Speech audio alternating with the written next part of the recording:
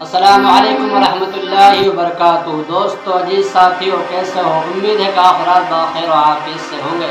अल्लाह ताला से दुआ है कि अल्लाह ताला आपको हमेशा खुश रखे। चलिए आज की कहानी की तरफ। कहानी एक तोता और मैना की है। कहानी बड़ी सबक आमोज़ है, पूरा सुनना और अपने दोस्तों को भी शेयर करना, इससे आपको बहुत बड़ा सबक मिलेगा। एक तोता और मैना दोनों मियाँ बीवी थे। वो किसी वीरान जंगल से गुजर रहे थे। थोड़ा सा दम लेने के लिए, थोड़ा सा ठहरने के लिए वो एक दरख्त की शाख पर जा बैठे और जंगल काफ़ी वीरान था। तोते ने अपनी मैना से कहा, लगता है यहाँ की वीरानी देखकर यहाँ उल्लुओं का बसेरा है, यहाँ उल्लू बसते होंगे। पास में जो दरख्त था उस पर एक उल्लू बैठे थे। जब ये बात उल्लू के कान पर पड़ी, उल्लू को बहुत बुरी मालूम हुई। वो उड़कर तोते के बगल में आकर बैठ गया। अलेक सलेक के बाद उल्लू ने तोते से कहा कि देखो, आप मेरे इलाके में आए हैं और मैं आपकी दावत करना चाहता हूँ। मैं अपना आप को खुशनसीब समझूंगा कि आप मेरी दावत कबूल कर ले। तो तोता और मैना ने, मियाँ बीबी ने दोनों उल्लू की दावत कबूल कर ली। शाम को साथ में खाना खाया। खाना खाना और आराम करने के बाद सुबह जब तोता और मैना जाने लगे तो उल्लू ने मैना का हाथ पकड़ लिया और तोते से मुखातब होकर कहा कि मियाँ, इसको किधर लेकर जा रहे हो? ये तो मेरी बीबी है। ये बात एक कर तोता हंस पड़ा। कहा कि तुम्हारी बीबी कैसे हो सकती है? तुम उल्लू हो, ये मैना है, ये तो मेरी बीबी है। तुम हमारे साथ ज्यादती कर रहे हो, तुम हमारे साथ नाइंसाफी कर रहे हो। उल्लू ने तोते को समझाते हुए कहा, ज़्यादा टेंशन लेने की जरूरत नहीं है, ये मेरी ही बीबी है।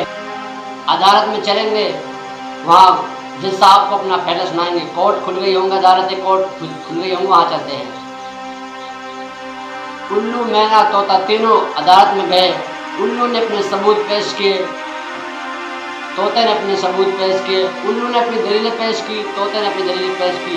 दोनों की बातें सुनकर जज ने आखिर में फैसला किया कि मैना तोते की नहीं, उल्लू की बीवी है। ये बातें सुनकर उल्लू मायूस, तोता मायूस हो पड़ा और चल दिया। अभी थोड़ी दूर गया था कि उल्लू ने आवाज़ लगाई, तोते मियाँ अकेले किधर जा रहे हो? अपनी मैना तो साथ लेकर जाओ। ये बातें सुनकर तोता रो पड़ा और कहा कि भाई, ये मेरी बीवी नहीं है, तुम्हारी बीवी है। अदालत ने और कोर्ट ने तुम्हारी बीवी करार दिया, ये मेरी बीवी कहाँ से है? कानून के मुताबिक तुम्हारी बीवी है। उल्लू ने समझाया, देखो ये तुम्हारी बीवी है, ये मेरी बीवी नहीं है। असल में मैं तुम्हें यह समझाना चाह रहा था कि बस्तियाँ उल्लू की वजह से वीरान नहीं हुआ करती।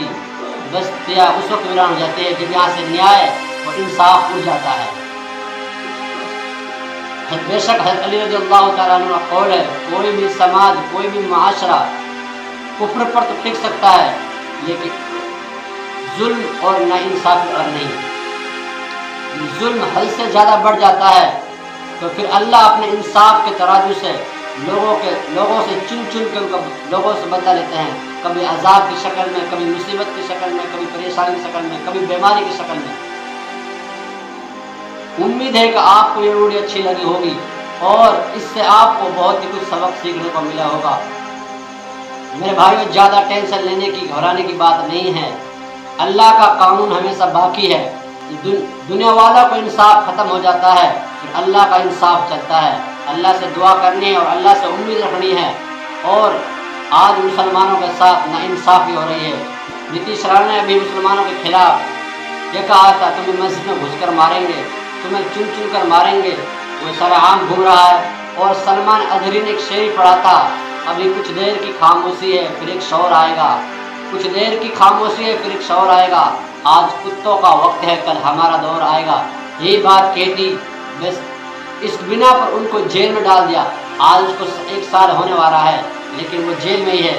और ये खुलेआम मुसलमानों को चैलेंज कर रहा है, तुम्हें मस्जिद में घुसकर मारेंगे, तुम्हें चुन कर मारेंगे, और उसको ढील दी जा रही है। अल्लाह ताला से दुआ करना और अगर अल्लाह इसके हक़ में हिदायत तुझे हिदायत दे, वरना इस जालिम को चुन कर ख़त्म कर दे, इस जालिमों को। उम्मीद है कि आज की वीडियो अच्छी लगी होगी। वीडियो को अच्छी लगी तो शेयर करना, चैनल को नया आए तो